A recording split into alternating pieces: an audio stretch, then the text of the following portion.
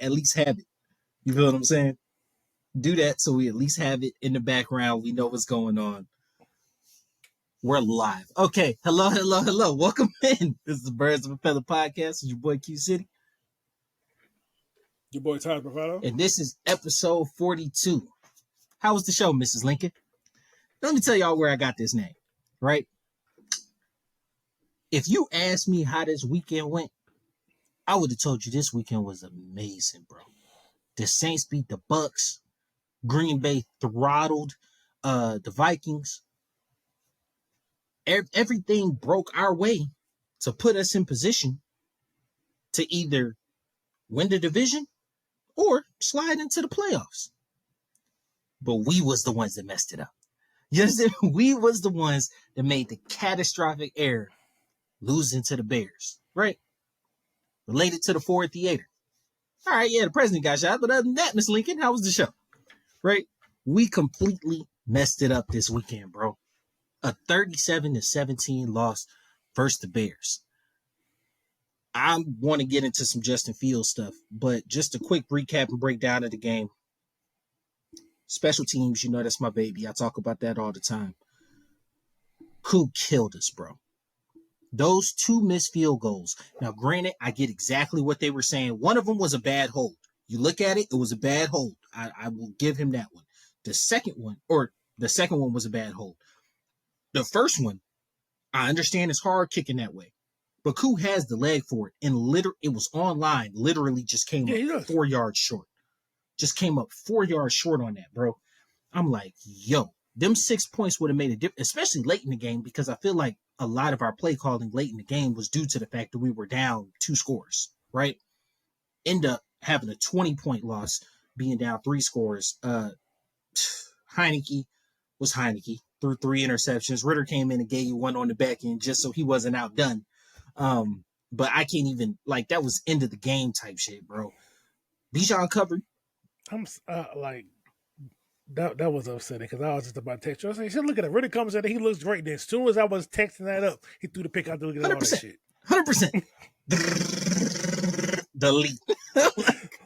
Yeah, man. It was bad. It was just a bad game all the way through. Chicago scored early, got on top of us early. We almost had a kick 6. But I think that is the epitome of what this team has been this year. It's the epitome of what this team has been this year. Damn, I think we missed the opportunity right there with the title. Oh, what you thinking? Well, we could have did something with Alford. I ain't got it all in my head, but there was opportunity. Hey, look, hey, we'll pay somebody to do this eventually. Point is, I just think that we have more than enough opportunities to do everything we need to do to win this game and set ourselves up. But now we're at a point to where I would almost, and you echoed this statement as well as we were texting about the game, I would almost be mad if things broke the way that put us into the playoffs next week, because that would move us from pick 9 all the way down to, at the earliest, pick 17. What's the point? What's the point? Because this team is getting washed in the first round if you go anywhere. Even with Philly as bad as they are right now, you're getting blanked in the first round. We might lose 42-0 to the Cowboys or the Eagles, bro. It's just... But the Eagles' defense is horrible, so we might score. Yeah, you might get 7. But Lord knows we're going to go 4 picks against that bad secondary. But that was me ranting. The special teams, right? We almost had to kick 6. On the offensive end was just bad. Defensively, 37 points were scored. We both said we have trouble with rushing quarterbacks. And this rushing quarterback in particular was a monster this day. They picked Houdini. They picked on our all pro this a little bit. I ain't gonna lie. DJ Moore was. Look, they picked on him, but it was mostly Hughes. They had him killing from the slot a lot. Yeah, but he picked on AJ too. But Hughes got the brunt of that. No, I was saying Bates. Bates got caught up a couple times, bro. On more. Well, but he did. But I mean, you typically don't like your safeties and man coverage on You don't, receivers. especially on dominant number one receivers. That's just and that was very awkward defensively. So, Uh I guess after this game, I owe you an apology because I remember we was talking about DJ Moore earlier, and you said he's number one. I said, is he really? Then you pulled the stats up, and the stats lead my way, but Sunday yeah, didn't. nah, bro. Like DJ is and to be honest, bro, just like one of the things that great Honestly, it could have been way worse worse. One of the if he didn't go for a couple one handers. one of the things that I always say, like, greatness shines a light on mediocrity, right? But like Carolina they're having a terrible season, but they don't get to feel the full brunt of how bad they are because there's no great in the division right now, right? We don't have a 13-14 win team in the division. But if we truly had a great team in the division, you would see the gap and divide between the levels of ownership. Because like it wasn't just the fact that you gave up the number one pick and next year's pick to go get Bryce Young. You also gave up this receiver, bro, who has been a dominant number one receiver for Chicago all year, regardless of quarterback. And speaking of quarterback, Justin Fields had a day. He had a day on us, bro. And I know a lot of people, the Chicago fans at the end were saying like, we want Fields, we want Fields. I don't think that's going to sway ownership at all. I think whatever they're going to get to the end of the season and evaluate his play. It's crazy because at 8-9, even if they win next week, they're out of it. They don't have a chance to get in. Yeah. Yeah. So at 8-9, they wouldn't have a chance to get in. At 8-9, we have a chance to win the division. It's just the way the cookie crumbles. But I just think that you look at it, how many times are you going to get that number one pick? You know what I'm saying? And you don't want to be in a position twice. Yeah, true. But you don't want to be in a position where Fields is going to. I don't think this team with Fields would ever get the number one pick again with him having a healthy season, based on how he's played the last 7 weeks. Right? Like he's legit an NFL quarterback. Yeah. And so because it started with the prior 2 games before he got hurt, and then he eased back into it, but like he's been gaining momentum ever since after that. So. Yeah, it's hard to take that away from him. You know what I'm saying? So you look at the situation, it's like, now, will he ever be upper echelon top tier? Maybe, maybe not. So are you dooming yourself to be picking between 14 and 20 every year by keeping him or paying him, right? But I'm not going to lie to you. I would have a very hard time letting him go for a relative unknown, especially with this defense playing the way that it is. But like we were talking about 2 weeks ago, or last week, like we were talking about last week before we were facing him being the future quarterback, bro, the price of the brick went up. Price of the brick went up, dog. it ain't no 3 and impossible. Yesterday's price is not today's price. Yo, it ain't no 3 and impossible, or Bears ain't letting him go for anything less than a 2, bro. Hey, with Idris Elba on that show, hey, call him and tell him we back up. Not for real. The price. Like they not letting him go for anything less than a 2 and. No, the thing is, it might go. It could be a 1. It could be a 1. I think the only leverage a team trading for him would have is the fact that you can't draft your other quarterback with him still in the building. But the thing is, in this situation, Chicago holds all the leverage because they'll be like, hey, it's fine. We could just trade this pick for a fuck ton, or you can get Fields for this. Which, like I said, so I ain't gonna put the whole message out there, but I think I screenshotted it to you. I was talking to my mans and I said, based on their defensive trades, it seems like they could go both ways. They got money that needs to be spent on that side of the ball, but they also gave up draft capital and could need to restock. There's a lot of flexibility. Chicago's in a really good spot, right? Chicago could trade the pick for a haul or stick with Fields, build the team, and restart the clock. Like, you have everything in front of you. You know what I'm saying? Like, they are in a really good position. Yeah, but like the way I see it right now is you got Fields and DJ Moore like really building a rapport. I don't see a point in resetting that clock and restarting that connection. Especially when you're keeping the You coach. brought DJ Moore here. You brought DJ Moore here for Fields. So let them fruits labor. Like, you're keeping the coach, you're keeping the GM. You've already said that. Like you said, they're building that connection. And if you remember a DJ Moore interview from earlier in the season, he don't sound like he want a new quarterback, bro. No. I think the team believed in Fields. You see it, because like you can see the energy. Like that's their quarterback. The fans want it. The players want it. It's going to be hard to tell them players, hey, we know Fields been playing good, but we're going to go draft this guy. We don't know what he's going to do. Yeah. And Drake May held out of a bowl. Caleb Williams held out of a bowl. So all you got to go on is really their season tape. You don't really... the thing I really like about bowls is you get to see people against non-common opponents, right? Like somebody you wouldn't normally see, somebody you don't have like a script on or years of play calling about. And so you may get a little bit of different performance. That's the only thing. But I'm never against a player.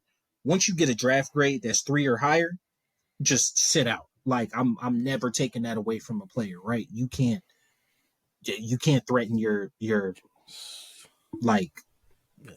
Yeah, you just reminded me of something with the draft grade conference. There's a certain prospect that declared that shouldn't have declared that I want to talk about during City Talk. Okay. I'll remind you of that one. But yeah, in all truth and honesty, I just think that their quarterback position juxtaposed to ours, right? So let's get into what we both described as just a complete mishandling of the quarterback situation as a total. And if you'll humor me, I want to take it from week 1, right? And we just kind of walk through the season of how this is going, right? So you start the season with Ritter coming in as the unquestioned starter, Heineke signing as the backup, right? Now you had multiple people like myself who said Ritter should have a short leash. If things start to go wrong, you immediately turn to Heineke, right? Because he provides like that veteran presence or whatever. You get through a stretch of Ritter, and after a certain number of games, really had people who watched the game saying, you know what, at the very least, he deserves to finish the season. I struggle using the words deserved or whatever. He's earned finishing out the season.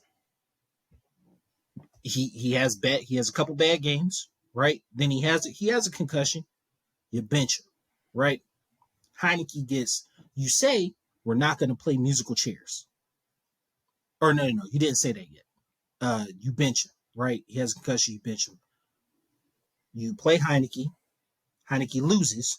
You play Heineke again. Heineke gets injured. Ritter comes in, right? You go back to Ritter, or you have a bye week. You say, we're not going to play musical chairs. You go back to Ritter. You win a couple, lose a couple, right?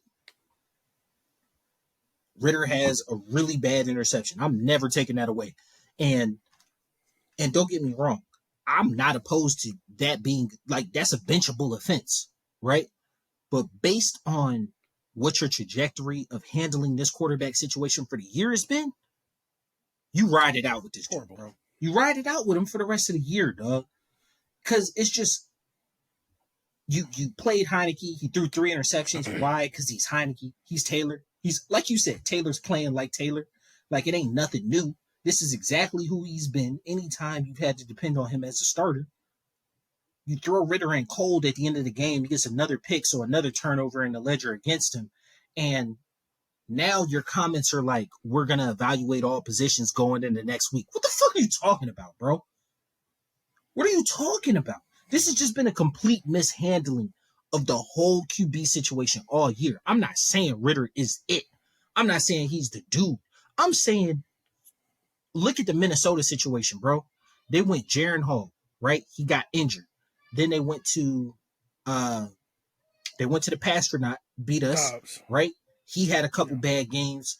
You go to Kellen Mullins, right? He has a couple bad games. You go back to Jaron Hall, right? Like, and look at their in Hall's defense.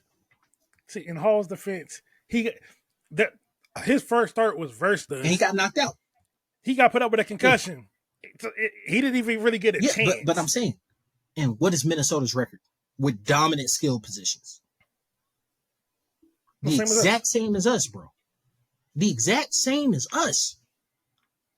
You have a blueprint for exactly how mishandling this quarterback situation goes, bro. And they have a cop-out because their quarterback tore his Achilles. Got hurt. Yeah. You just literally did not go into the season prepared and then flubbed the situation from start, bro. But give me your take. Give me your take. You know what's really bothering me, though? Mm-hmm. You know what's really bothering me about this whole situation? It's like there's, what is it, like 3 or 4 teams that's had at least 2 to 4 quarterbacks play? Like, we've been going back and forth. Eagles it's way more. It's way more than 4. It's way more than 4. And then, but the Browns, but they got it right. Like, they had Watson got hurt. They brought in PJ Walker. And whatever they ended up doing, brought their rookie back in. Rookie ain't do it right. They said, "Fuck it, we gonna go get Joe Flacco," and Joe Flacco been motherfucking balling. He's been playing this Stefanski's offense. You look at what's it called? If we just go by division, right? The Seahawks have had to use their backup quarterback. The Rams, 49ers, and Cardinals had to use their backup quarterback for a little bit of the year, right? To start the year. Colts. The Colts had to use their backup quarterback. The Jags have had to use their backup quarterback.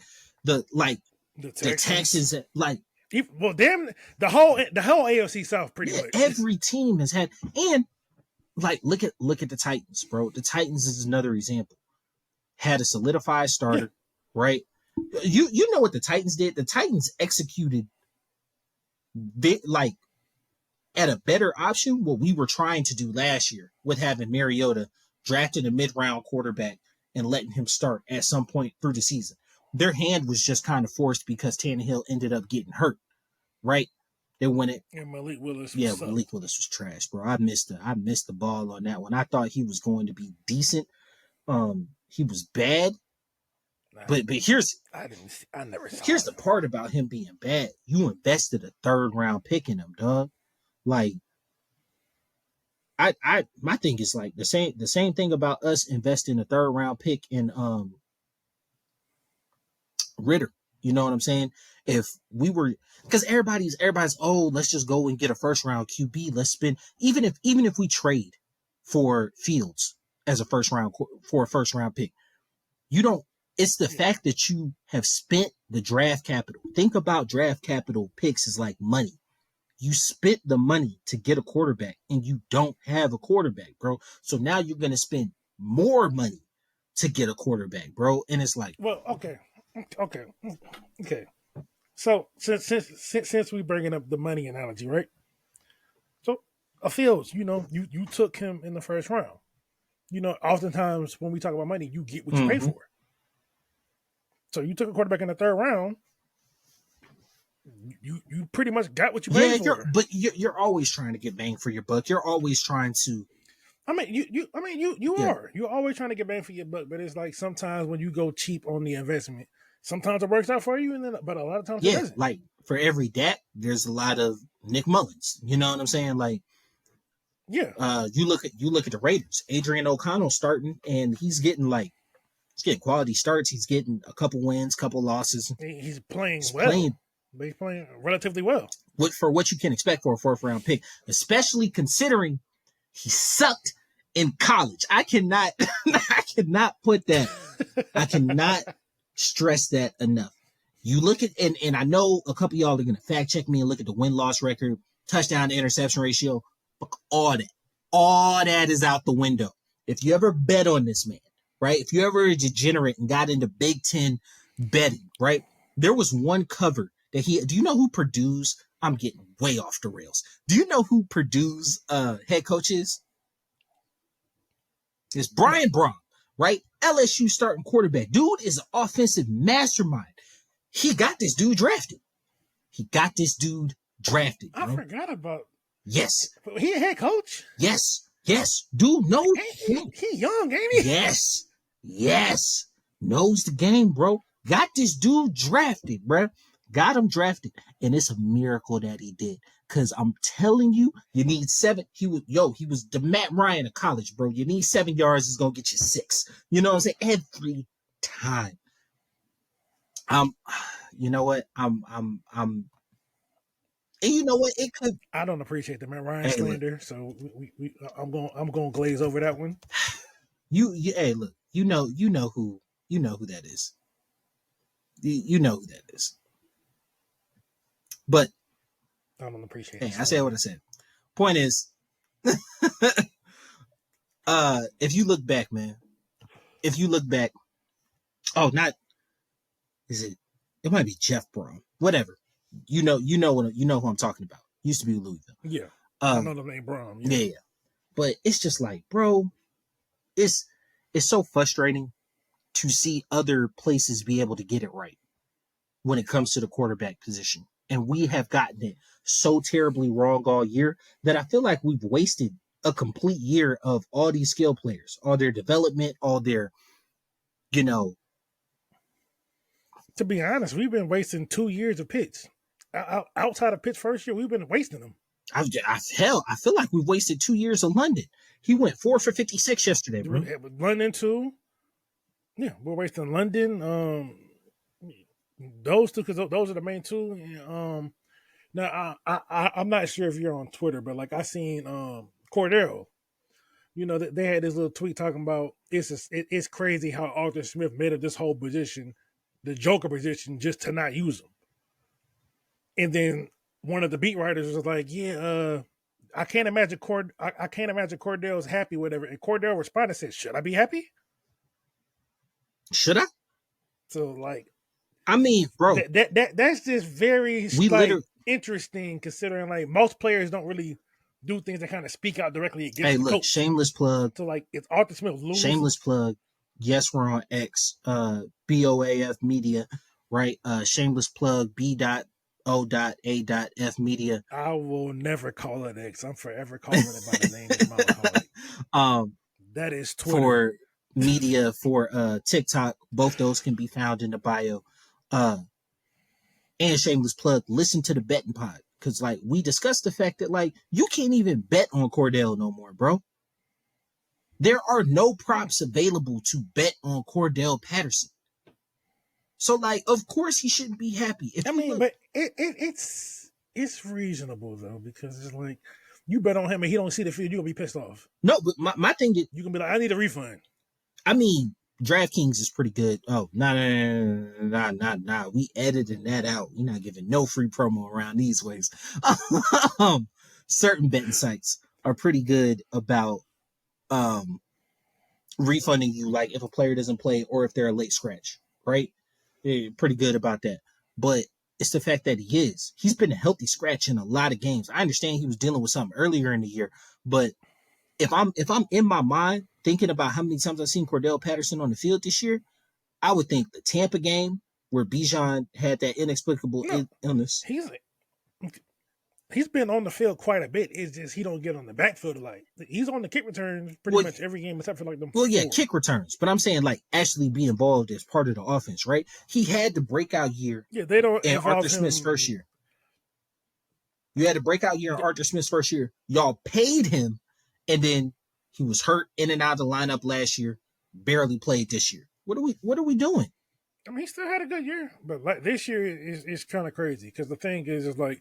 I was having a discussion with somebody, and they was like, I mean, why would you use your 32-year-old running back? I'm like, you are where he was a receiver first, right? Yeah. Like in his long career, he spent at least 8 years as a receiver before he got here, and they switched and said, no, you gonna be running back. And Bill Belichick was the one who started him with that whole, I'm gonna slide you to the running back position just because he needed to get explosion onto the field. Yeah. And like looking at our receiver room, like you got Drake London, and if you want to count Pitts, sure you can count Pitts, but I look at him as just a move tight end. But that's neither here nor there. There's nobody outside of London that's keeping Cordell out of that receiver room. Who? Who? Like it's and that's what I'm saying. For you to be the offensive mastermind, for you to be the offensive genius, for you to have all this smoke behind you as to who you are offensively, bro, you don't be handling nothing on that side of the ball, bro. And when I tell you, people don't give I honestly believe if we were averaging 25 plus a game and our record was the exact same and our defense was giving it up, Arthur Smith would not, he would never, because if you handle your side of the ball, I think you get a longer rope. Even with 3 straight 7-10 seasons, if they look at it and they go, you have a prolific offense, maybe we need to spend some more money, maybe we need a new coordinator, maybe we need to invest like draft picks. We'll do something to fix the defense. But your side of the ball is good. Or vice versa. You know what I'm saying? We had a defensive head coach who was only allowing, like the Bears, you know what I'm saying? Had a defensive head coach, was only allowing 14 to 17 points per game. Your offense just sucked. Okay, we'll figure that side of the ball out. Robert Saleh getting an extra year. Why? Because the Jets defense is good. You ain't figured out the offense yet. And because his side is good. You ain't figured out the offense yet. You get it. Part of that is your fault. Yeah. Part of that is your fault. That's why Quinn got let go, because he was a defensive guy, and that defense. Your defense is bad, bro. Your defense is bad. What's his name? For the Chargers, Staley. Yeah, Staley. The defense is bad, bro. You were wasting a second tier quarterback. You were wasting him. And so that's all I'm saying. I feel like, and you can say he doesn't have his quarterback. You can say that, and I'll give you that. But I'm not, because this is your 3rd year and you've pretty much neglected it. Now you haven't put any real resources into it. Now, but here's the thing. Because you got to be real, you got to be fair. They tried to get Deshaun, and that pissed Matt Ryan off so much he left, right? So that kind of put you. No, but see, the whole Matt Ryan thing. I think that was an Arthur Blank thing. I don't think that was on the front office. I don't think that was a Terry and Arthur thing. I think that was an Arthur Blank, because he wanted to have that that nostalgia. Oh yeah, I remember when he was the ball boy for the team. Yeah, let's come on, bring it back to be our quarterback. And you lose out on it because you can't give him the money, and you end up pissing off the guy you got there, which in turn set us back at that position. Yeah, because the thing is, like, as bad as Ritter has been, I don't think he was nurtured correctly. Yeah, I don't. Mariota, especially that crap he pulled at the end of the year, just quitting on the team. I do not feel like that was a mentor that you needed at all. No, because I think that if you keep Matt Ryan, you don't get that third, you don't get D'Angelo Lamone, he don't play anyway, whatever. You still get Ritter. Ritter sitting, I would love Ritter sitting behind Matt Ryan, because in a lot of ways he has a similar skill set. He's more athletic, but he has a similar. He wants to play from the pocket. He wants to try to manipulate coverage. He probably doesn't have it because he don't have the best examples here, because we don't have a quarterback. And I wouldn't have said, to be honest with you, I think the wheels still fall off because that culture was bad, but we won 7 games. What did we win? 5 or 6? Well, no. See, the thing is, I'm not going to do that Colts thing, because you can't really do that, because the thing of the Colts thing, the whole team. No, but that's what I'm saying. We won 7 games without him. If Matt's still here and the wheels fall off, what do we win? 5 or 6? So it's not like you're still in one of those top positions to get one of the quarterbacks this year, which means you would have been liable to stick with Ritter as the third round pick. No. But what I'm saying is Ryan's a much better example to learn from than Mariota. No, I'm agreeing with you. You don't want your future. Because you don't want your future starter learning from pretty much. I mean, Mariota had his first 3 years, and then after that, Mariota's spent more of his career as a backup than a starter. So to me, he's a career backup. Mm-hmm. So you don't want your future starter learning from a career backup. And a quarterback who's been told that he's the stopgap solution. Right. So it's like I feel like, yeah, Ritter obviously has his hands in the turnovers and all that, but I don't feel like he was nurtured correctly. I don't feel like the situation has been ideal toward him. Because the thing is, like, why do you not have a quarterback coach? On the whole roster, bro. On your Like, whole there's staff. no quarterback coach. You don't have a passing game coordinator. You like, what do these people do? Like, what is offensive coordinator they were going to do? He's not calling the plays. And it seems like this Arthur Smith plays. So what is we're going to do?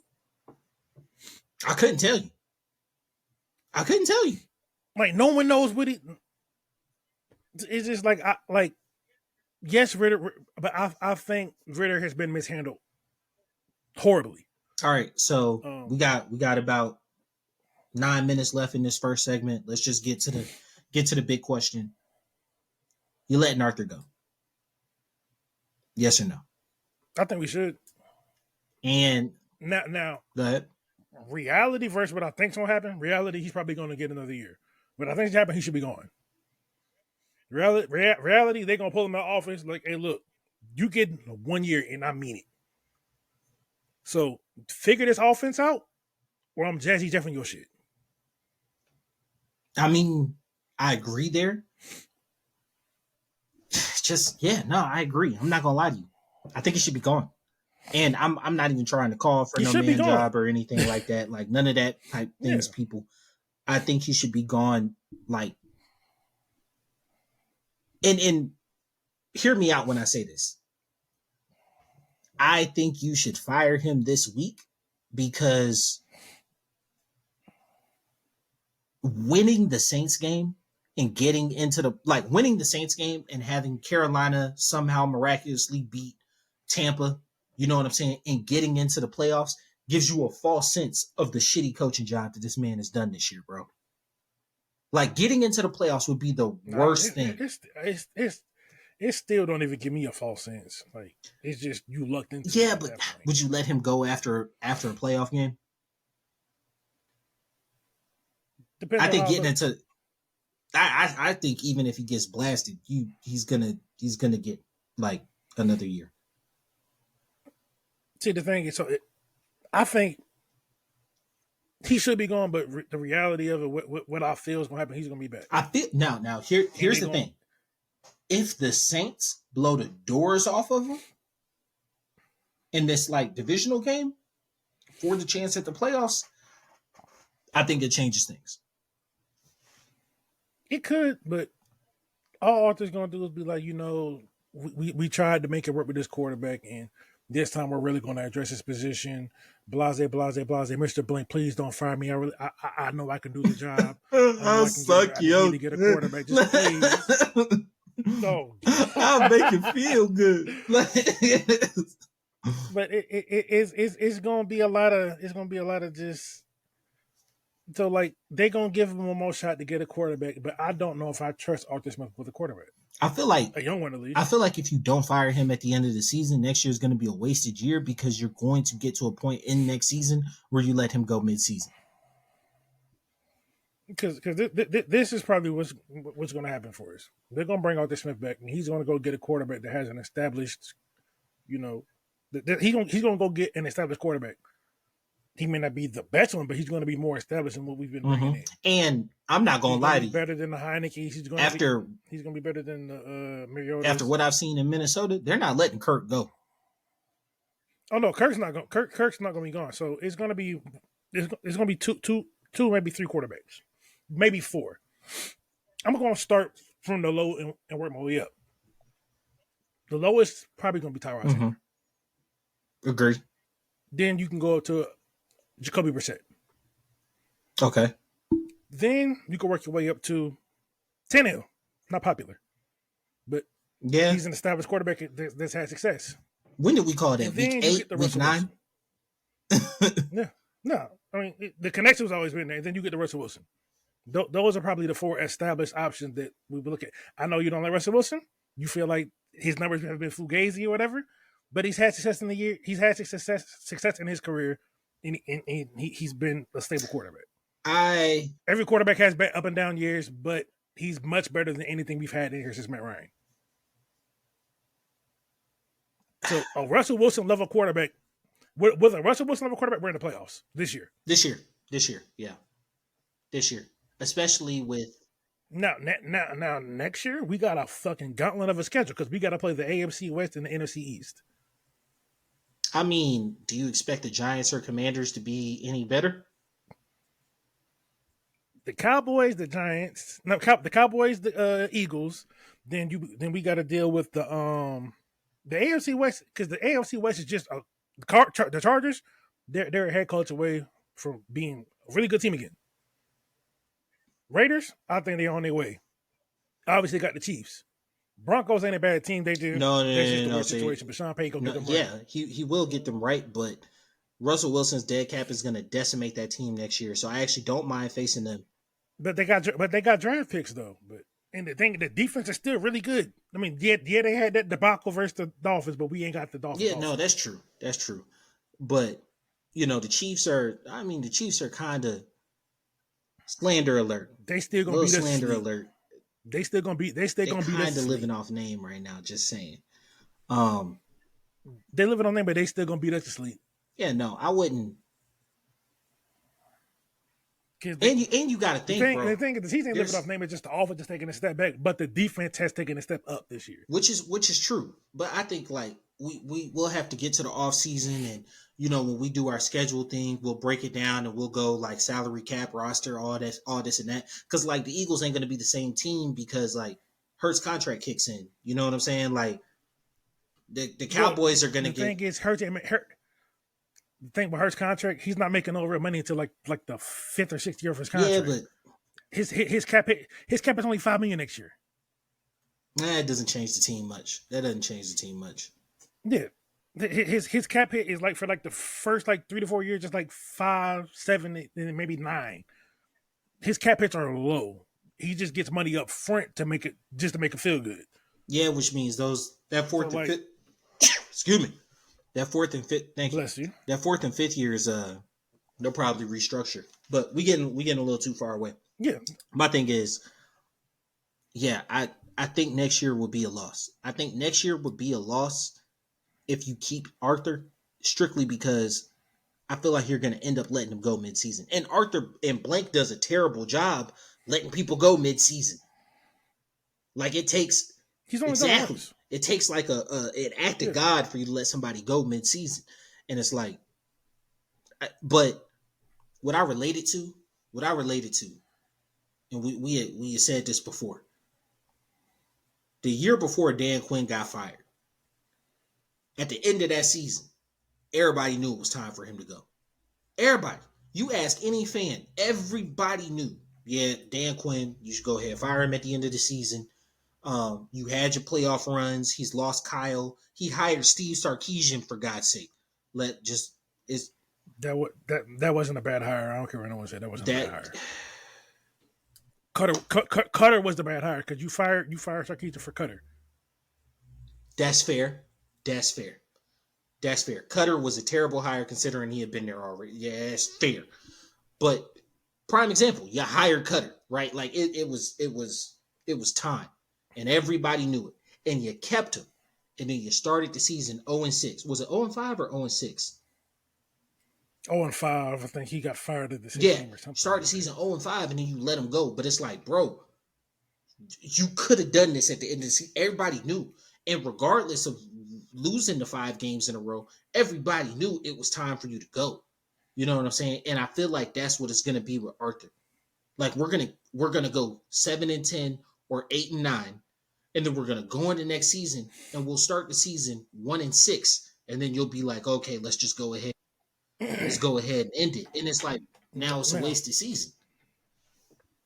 No, but see, here's one thing that probably a lot of people don't really talk about. Yes, Arthur Smith should be fired. But then it goes to, who do you hire? That is the great question. Blank has never been shy about spending money, though. And I'm not going to lie to you. Yeah. I go for Harbaugh, bro. I don't think he would go for Atlanta, especially considering. I think Harbaugh's going to Washington. That's right.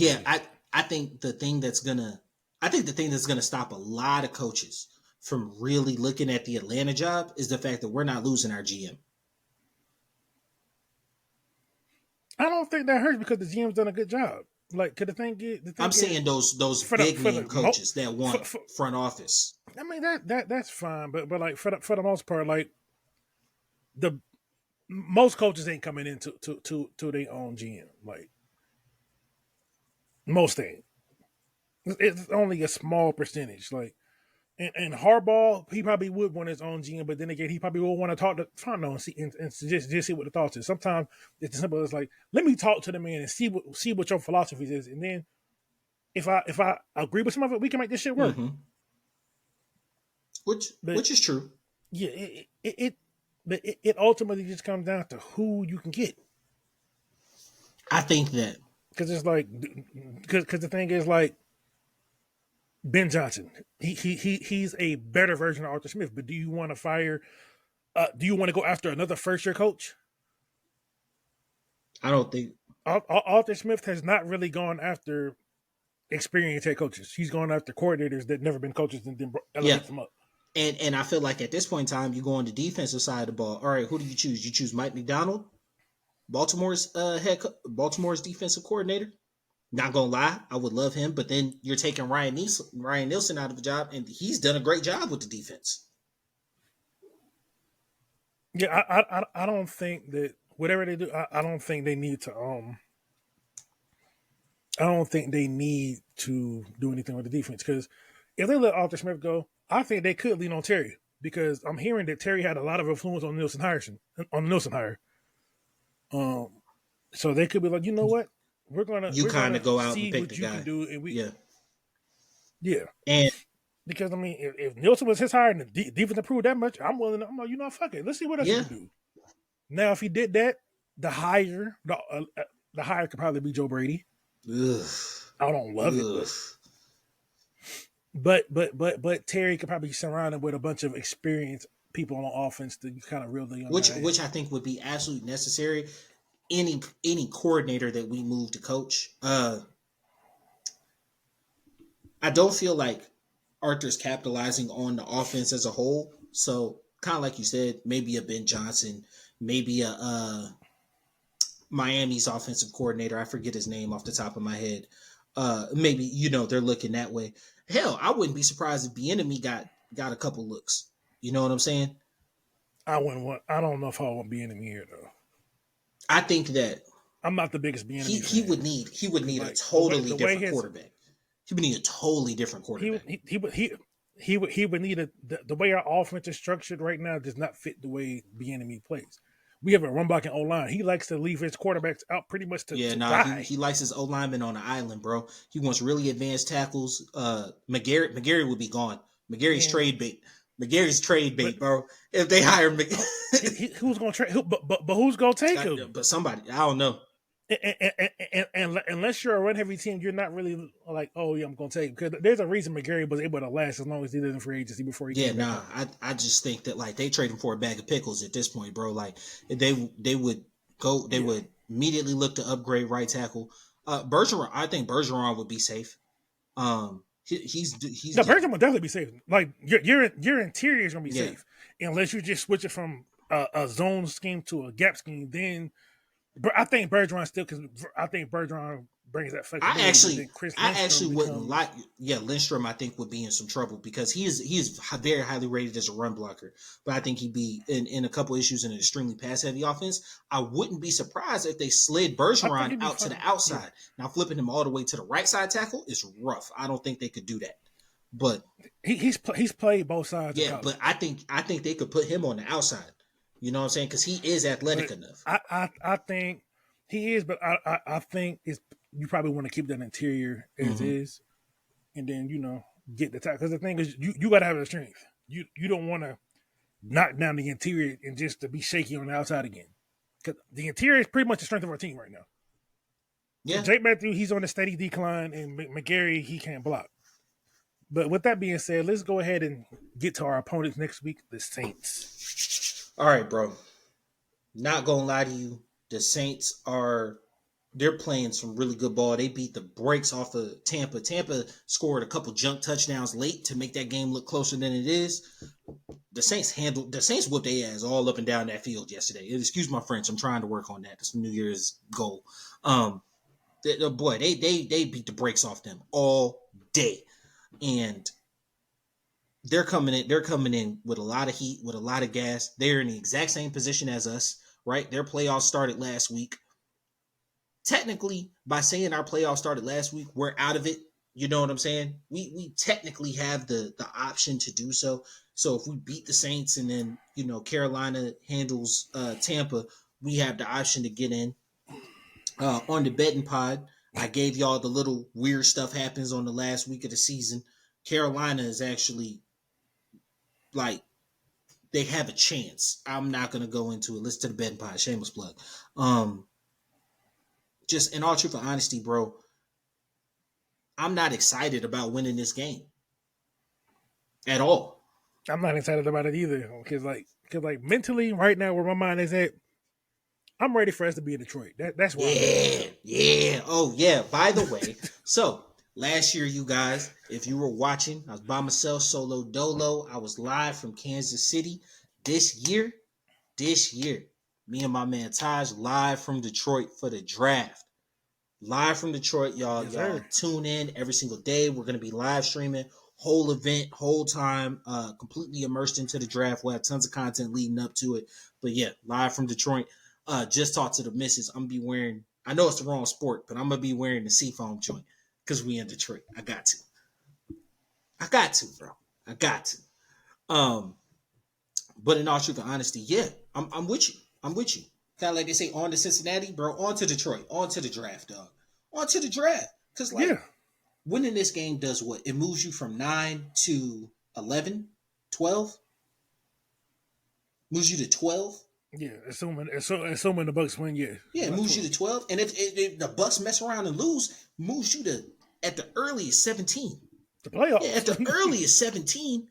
Bro, don't catch a declining Philly team, win a game, and now all of a sudden you at 23 at 8 and 9. Because then you're gonna be kind of forced to like, damn it, we're gonna have to Ritter, you get one more shot because we can't do it behind the key. We can't. Like that kind of pigeonholes you into using Ritter for another year.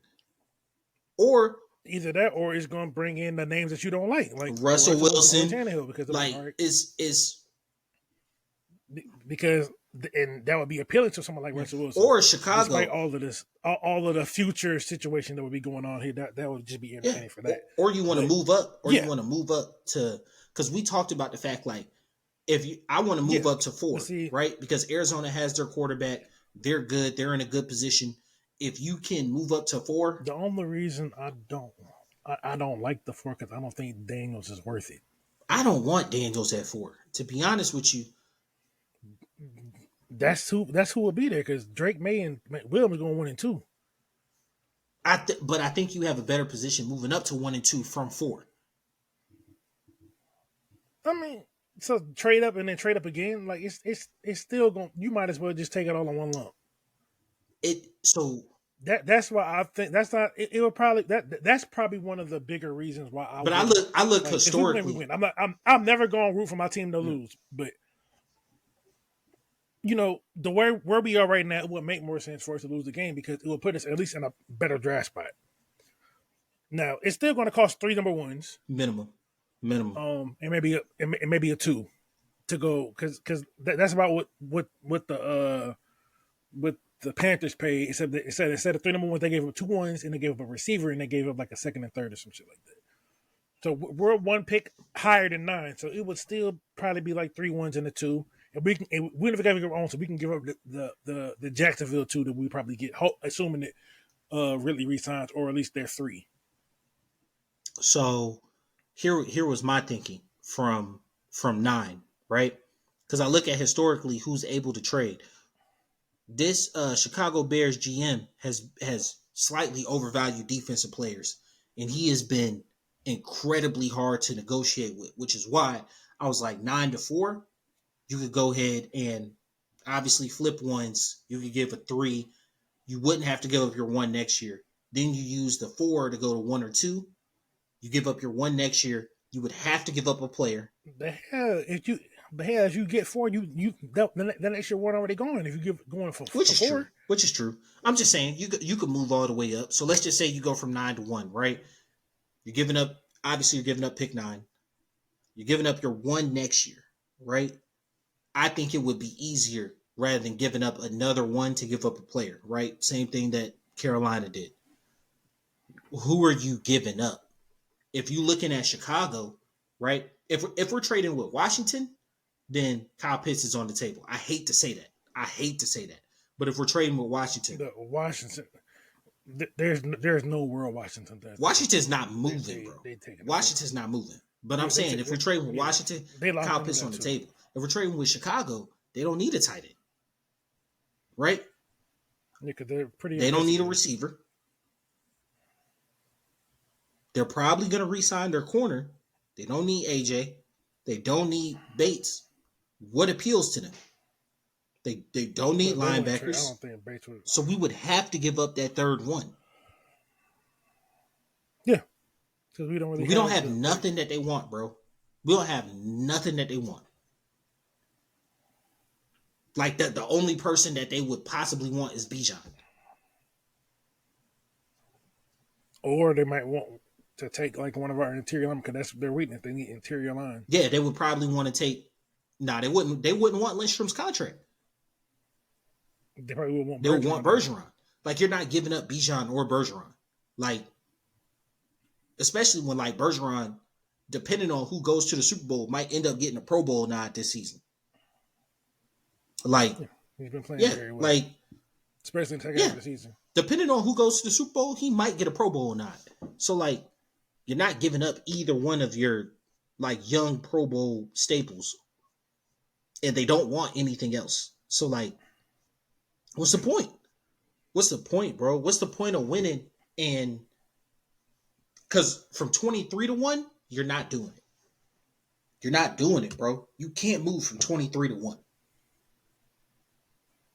No, yeah, that's dead. That's absolutely. It's hard to move from 17. I think I'm like, yeah, it's hard to move from 17 to 1. It's hard to move anything else. Anything outside of the top 10 is pretty much dead. Yeah, and it's hard. It's hard to move from. Yeah. I think anything that we got going on, bro. 23 to 1, 17 to 1. It's looking like kind of like you said, Tyrod Taylor and Jaden Daniels. And just get rid of our whole quarterback room. Sign Tyrod and start the season with him and have the idea that Jaden Daniels is gonna sit and learn and have Tyrod get hurt at some point during the year and Jaden Daniels start. So then he come in and ball out. Like that's what it's looking like. And yeah, Tyrod gonna come, he gonna get hurt, and then Jalen gonna come in when. And I feel like we're wasting another year of this defense. Well, the first year of the defense, because this is the first year we actually look like a team. And my thing is, if you already had a mindset that you're going to draft another quarterback, get rid of Arthur Smith, bro. Yeah, because I don't want him having hands on unless you bring in another person to control the offense. I don't want him having hands on the quarterback. Just factual, because he hasn't shown the ability to handle that. Yeah, because the quarterback is nature versus nurture, and we have not been nurturing these quarterbacks very well. Overall, you look at it, the Saints defense is the Saints defense. They're going to be good. Like you said, I'm not rooting for my team to lose. It's just it doesn't make sense to win at all. Yeah. It just doesn't make sense to win. Like if they win, I'll be happy. I'll probably be a little annoyed, but I'll be happy. It'll be like, yay! Yeah, because we beat the Saints. But like in terms of what it does for us in all actuality, losing to the Bears kind of messed up our whole ability to win this season. You know what I'm saying? Or even look at this season positively. Because so I was looking at, I think what was it like? Of teams in the top 4, we've lost to 4 in the top 10. We lost to 4 teams in the top 10. Yep, the Bears, Washington, Carolina, via the Bears pick, and Yeah. Hold on. I got the 14 because I was looking at that 10. Washington Cardinals is the 14. Cardinals. Washington. Yeah. And it's like what makes this even more frustrating is like we had the easiest schedule in the NFL. And when you look at it, it still looks like one of It the easiest still schedules. does. Like we've lost to the teams that own the number 1 and number 2 pick. Mm-hmm. Both of them. Like that is stuff that cannot happen. Oh, 5 teams. We lost to the And Titans. oh, 5 teams. My bad. I stand corrected. Yeah, we lost to He's we like, lost but that's to stuff that you can't Carolina, have. Washington, Arizona, Damn. the Yeah. Titans, and then if you say top 10, the Bears, the actual Bears pick at 10. So we Yeah. lost to 5 teams in the top 10. We lost to 6 teams in the top 12 because we lost to the Vikings. And if we lose to the Saints, that's 7 teams not in the playoffs. What's the, like? Yes. What are we doing? You know what I'm saying? Why do you Not a why lot does that good. team want to go to the playoffs? What does that do? It just prolongs the inevitable. It pushes you out of a better team building spot. Gives you a false sense of hope. It is. Honestly, yeah. Winning 8 games drops you all the way down to at the earliest, and you would beat New Orleans, so it would drop you to 13. It would drop you to What does that do? 13 if you won. No. Given like it's the first round, there's going to be great players all throughout Not the first round. necessarily. This last draft didn't We're have getting 15 great players. no. What I'm saying is, it's like you can get great players at any point in the draft because people are going to miss. Yeah. Whether you hit or not, that's a luck thing. But you can hit at any point in the draft, but still, you would want at least for the because I feel like right now we're in a position to where the offense is pretty much set. The defense is pretty much set. Yeah. I think we need to add another explosive option on offense, but mostly we need a quarterback. Defense, you're going to we're going to have about anywhere between 40 to 60 million. I know that's a wide window, but it's not as wide as you think it is. But we're going to have anywhere between 40 to 60 million to spend in free agency. Van Jefferson is We're going not to need the we're going to go have he's not the deep threat no that we need. So we will need an explosive no. deep threat. Yes, we're going to need either a deep threat or just someone that can separate consistently because we don't have Yeah. that. London's contested catches. And London is underutilized. Cause like He is because he's a volume receiver. He doesn't get the yeah, volume he needs. yeah. And I don't think that changes with somebody like Tyrod Taylor or Jaden Daniels. Because Jaden Daniels' pro comp is Lamar Jackson, who for the first couple of years couldn't get the ball consistently to receivers. He could to his tight end. Well, he could to his tight end, but that's the only one that was really key. But I mean, let's just be real. Who do the Ravens have a receiver? Nah, for the longest they didn't have people. Which Exactly. you put Andrew was the people only one around worth him who's anything, so able that to. makes sense. Yeah. That makes sense. But it's just like But overall, let's see how these wins and losses affect us as we roll over to in division. Check out our playoff chances or draft eligibility. So we kind of been bleeding into it. As of right now, number 1 seed, you got the 49ers, and they locked that up. You have the Cowboys at 2, Cowboys Lions at 3. because the Eagles Yeah, ahead. Lions at 3. Buccaneers at 4 right now. I think it's You got Eagles at 5, Yeah. Rams at 6, and then Packers at 7. Sounds weird, but they are in a win and get in scenario. You got a couple. because all we had to do was win, and we would have been 7. Yeah, you've got a couple teams that are win and get in. A couple teams that are 8-8. You got the Saints at 8-8. You got the Seahawks at 8-8. But Green Bay owns the tiebreakers on all those, and so as of right now, Green Bay has a win and get in against the Bears, who I'm pretty sure would love to end their season. If you look at it, the 49ers don't have anything to play for this week. They're probably going to be on a rest week, right?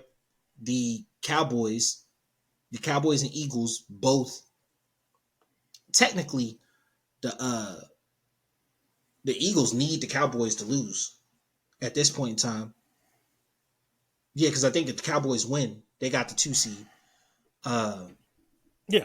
If the Cowboys and Eagles both lose and the Lions win, the Lions get the 2 seed. So they still got something to play for there. We've talked about the NFC South. So if the Panthers beat the Bucks, and if the Panthers beat the Bucks, whoever wins the Saints and Falcons is in. If the Bucks win, the Bucks are in. This is crazy. So this is so in order like there's still 2 ways for us to get in, but it's just very, very, very, very so the second convoluted way for us to get in is the Packers tie with the Bears. Packers have to tie or lose. No, they got a tie because the Bears got the tiebreaker versus. But the Bears are eliminated. The Bears are completely eliminated. Yeah, but our only way. So I figured losing to the Bears put us in a position where our only way in is to win the division because we don't have a tiebreaker versus the Vikings or the Bears. But if the Vikings lose and we win, the Vikings would be 7-10. We'd be 8-9. We beat the Saints, that'll put us over them. That'd be 8-9. And then the Seahawks lose, we'd be tied with the Seahawks. But I don't know how that would work though. It would go to division record. I don't have their division record up right now. Seahawks. Let me see. Kind of pull the standings up.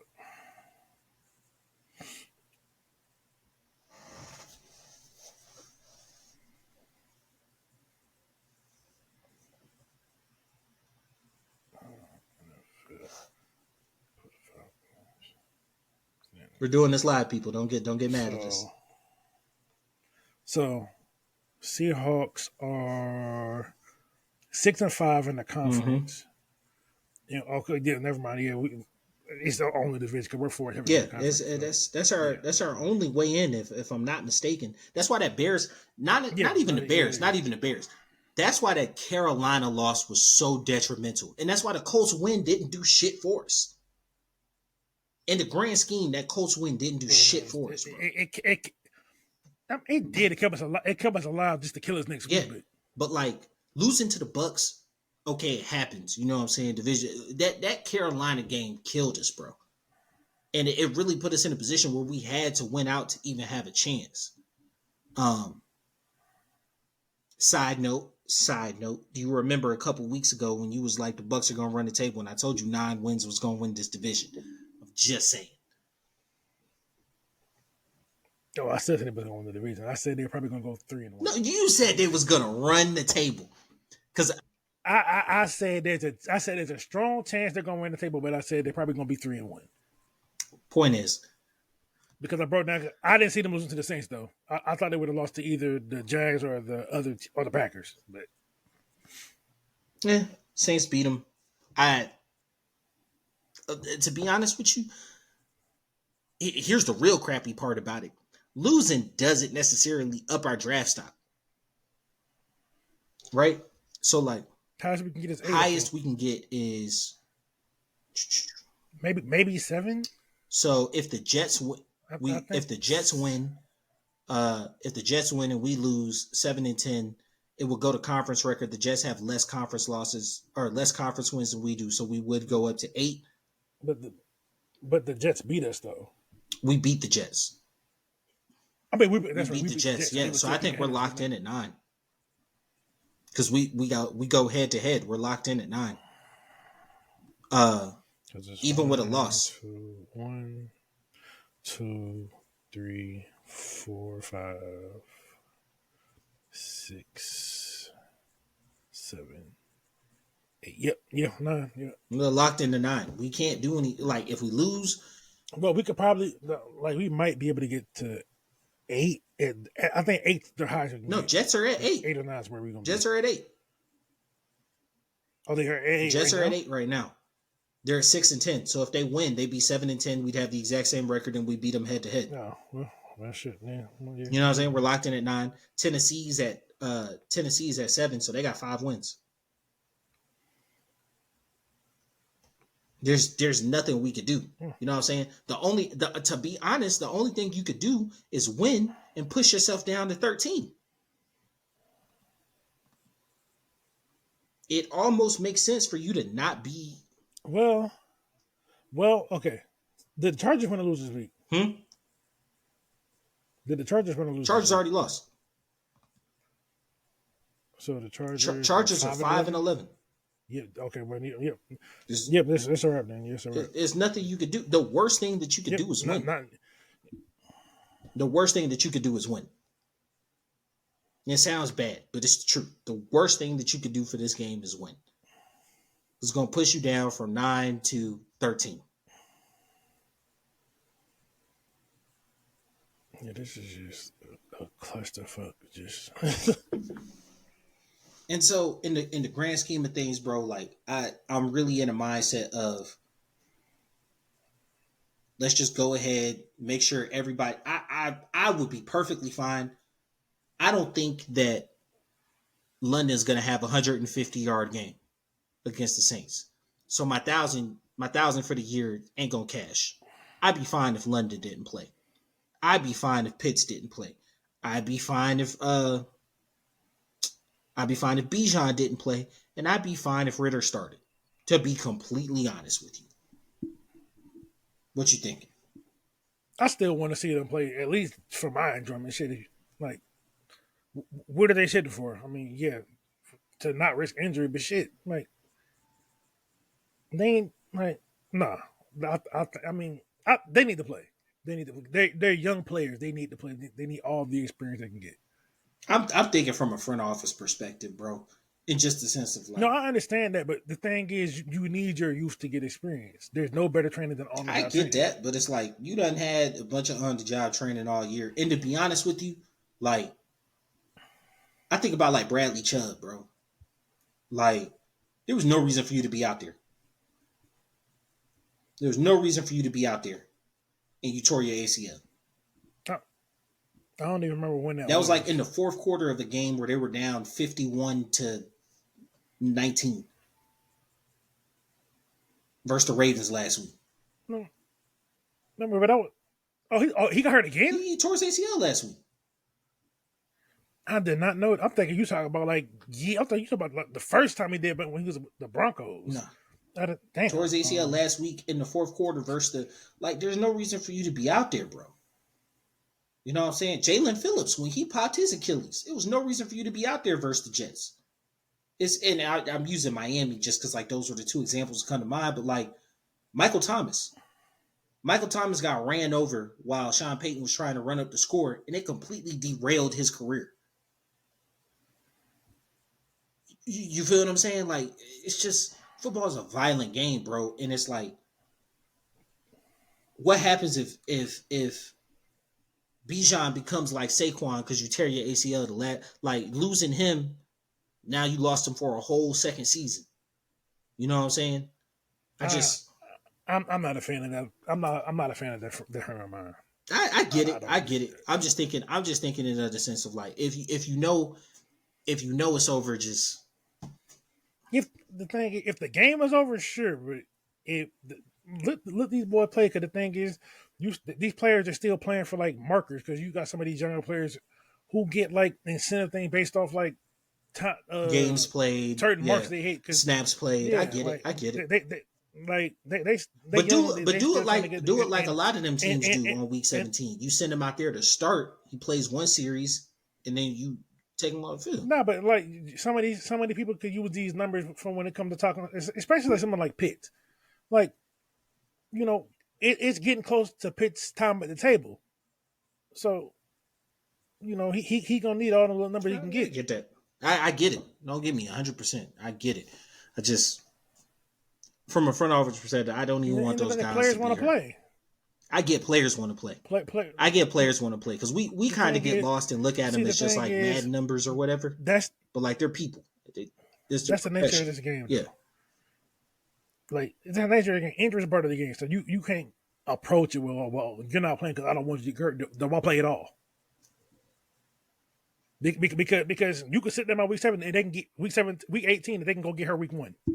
They can get hurt training over in all season. They can get hurt week in preseason, like training camp. Like injury is one of the things there's no control over. So sitting out a player in what could be a meaningless game, it just like this is what you paid for. True. So let's go ahead, hit City Talk, wrap this bad boy up. Tell me about the draft thing that was on your mind. So yeah, there's a particular prospect that should have hit the transfer portal and maybe went to Ohio State or Miami. Cam Ward. Okay. The quarterback from Washington State, I believe. He entered the draft. And I'm just from doing my early little research. He's like the 125th ranked prospect. As a quarterback, why would you do well, that? Has he been in school for 5 years? 4. He pulled his name out of the transfer portal. So he's a true senior. Oh, yeah. Wow. He was a graduate transfer, and he was in conversations with Miami, I think Florida State, and Ohio State. And he just pulled his name. He was the top ranked quarterback in the transfer portal at that. He just said, "Fuck it, I'm going to the draft." Like I don't. Maybe you got a good evaluation, but all of the stuff I'm seeing got you as like a 4th or 5th round pick. I mean, there's quarterback inflation, right? So maybe the physicals look really good and you're able to, and being a true senior, you're a little younger. He's 6'2", he's 235, like, or 225. He's 6'2", 225. Like, he has the ideal size that you would probably want from a quarterback. He's kind of got that same Caleb Williams thing to him. He's probably a little more athletic, but he's the play after the play guy. But I just do you feel like he's gonna like basically like scoop up draft boards by being able to like look really good in shorts, like look really good in the workout and get some people to not look at the tape? Yeah, because he's got it. He's got an arm, like, so he's gonna look good in the workouts. And it happens every year. Teams fall for the guy that's in the shorts and t-shirt. They could throw the ball against air really well. Yeah, I mean, hell, that's how Zach Wilson got drafted. That is 100% how Zach Wilson got drafted, and people put him above Fields. Malik Willis too. Malik Willis, yeah. I ain't gonna lie, I was one of them guys. I apologize. Players fuck up.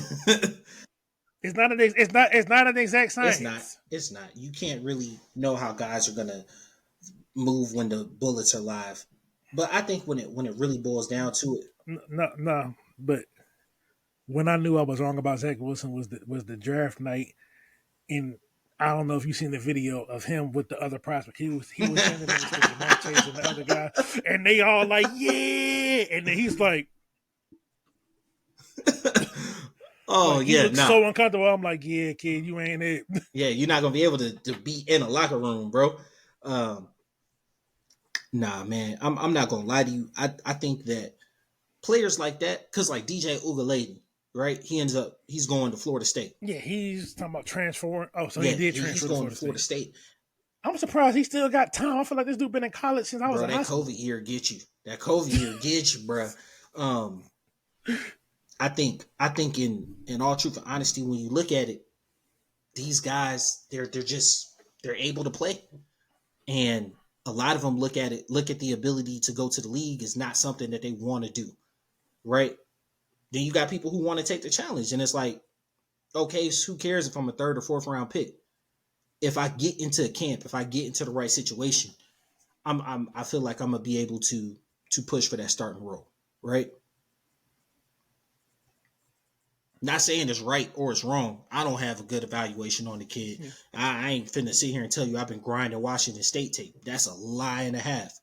I mean, I haven't been grinding it. Like, I'm just basing this pure off this information I've seen in other places. I haven't done any of the evaluations for myself. I looked the highlights up just to see, like, okay, let me just see who this guy is.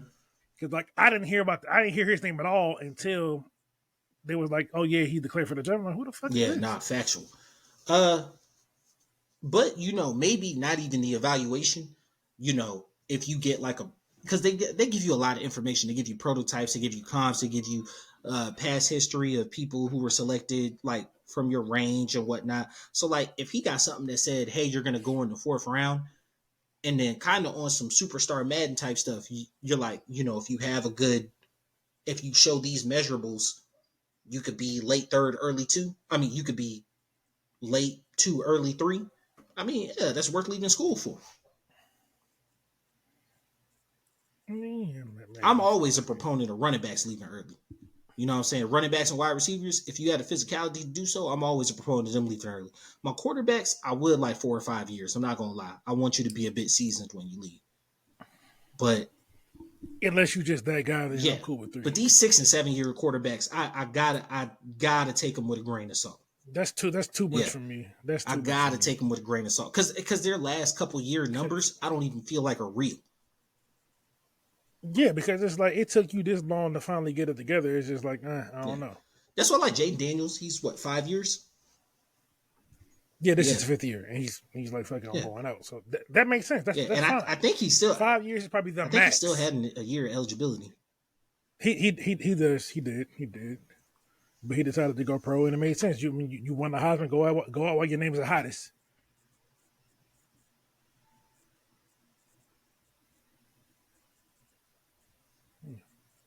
Yeah, I mean it's not much else left. So you guys, appreciate it, y'all. This has been the Birds of a Feather podcast. Please look for us on all socials. They're all in the links. They're all in the bios. This has been your boy Q City. Your boy Tyler We Bravado. out. Peace.